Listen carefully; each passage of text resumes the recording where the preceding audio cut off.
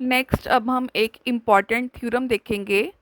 If J is an ideal of R, then show that first, if R is commutative, then R by J is commutative. Second, if R has unity 1, then R by J has unity J plus 1.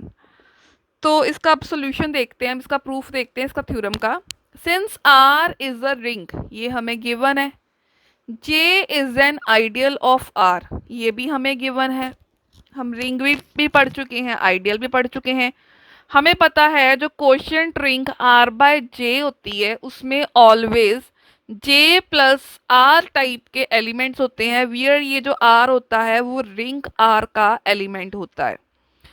अब to proof, first part proof करते हैं। First part में हमें proof करना है कि जो ये quotient ring R by J है ये कॉम्यूटेटिव है, और हमें गिवन है कि R कॉम्यूटेटिव है।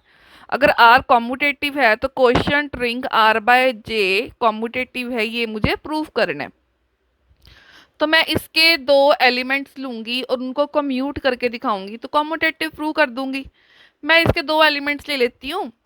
R बाय J में J प्लस R टाइप के एलिमेंट है, तो दो डिफरेंट एलिमेंट ले लिए, J plus R1, J plus R2 belongs to R by J, where R1 R2 R के एलिमेंट्स हैं। अब इसको कम्यूट करवाने के लिए इन दोनों का प्रोडक्ट लेके चलते हैं, दिस इनटू दिस। और अगर मैं प्रूफ कर दूं ये सेकंड वाला आगे है, फर्स्ट वाला पीछे आ गया, तो ये कॉम्यूटेटिव हो जाएगा।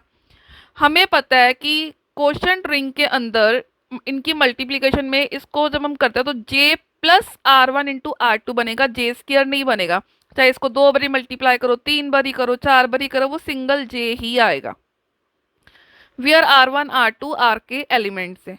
अब R1 R2 अगर रिंग के R के एलिमेंट्स हैं और R हमें गिवन है कि कॉम्यूटेटिव है, तो R1 इंटू R2 को हम R2 इंटू R1 लिख सकते हैं, क्योंकि रिंग कॉम्यूटेटिव है तो उनके एलिमेंट्स तो आपस में कम्यूट करेंगे ही करेंगे।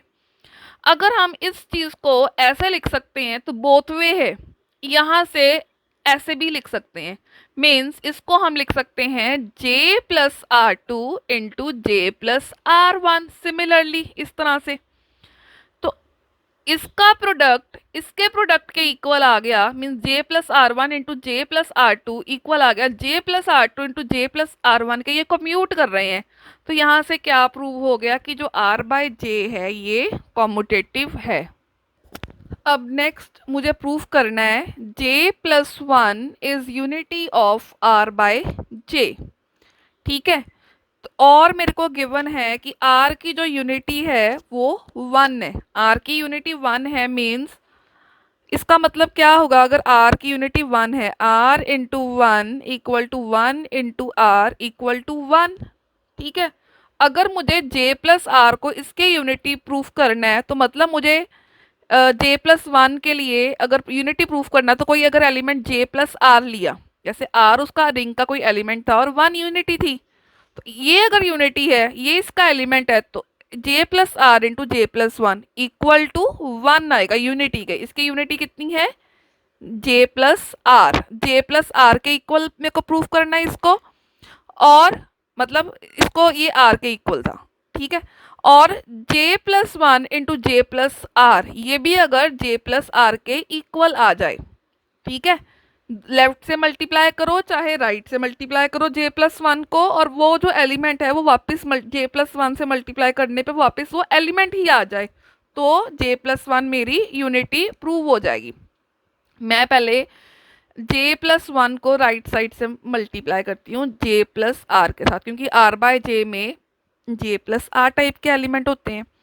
अब हमें पता है कि इनमें ये कैसे मल्टीप्लाई करते हैं आइडियल्स के अंदर, J plus R into J plus 1, J square नहीं बनेगा, J प्लस आर इंटू 1 बनेगा, और मुझे पता है कि R इंटू 1 मेरा R है, तो ये आ गया J plus R, because 1 is unity of R। Similarly अब मैं J प्लस 1 को लेफ्ट साइड से मल्टीप्लाई करती हूँ J प्लस आर के साथ, तो ये J प्लस 1 इंटू आर हो जाएगा, 1 इंटू आर मेरा R होगा, बिकॉज 1 मेरा यूनिटी है। तो लेफ्ट से मल्टीप्लाई करो या राइट से मल्टीप्लाई करो, मेरा एलिमेंट ही वापस आ रहा है, तो J प्लस 1 मेरी क्या हो गई, यूनिटी। तो इसमें बेसिकली हमें ये पहले देखना है कि गिवन क्या है, सेकंड क्या प्रूफ करना है, फिर गिवन को यूज करते हुए जो प्रूफ करना है हमें वहां तक उसको पहुंचा देना है और वो चीज हमारी प्रूफ हो जाएगी। Thank you.